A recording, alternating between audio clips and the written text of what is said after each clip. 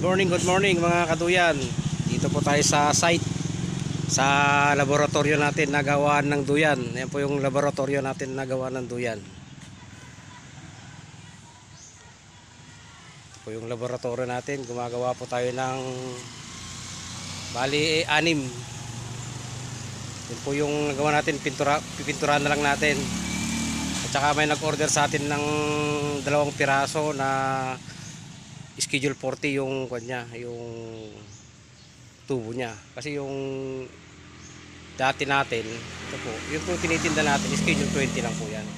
Kaya na po yan kahit na 140 kilos o 150. Sa duyan na lang nagkakatalo. Ito po naman, makapal. Mas mataas nga lang ng presyo. Yun po yung mga ko natin, binebenta. Ito po yung pasadya nila. Schedule 40, 4. Ay, 2 piraso. Pero pwedeng maging 4.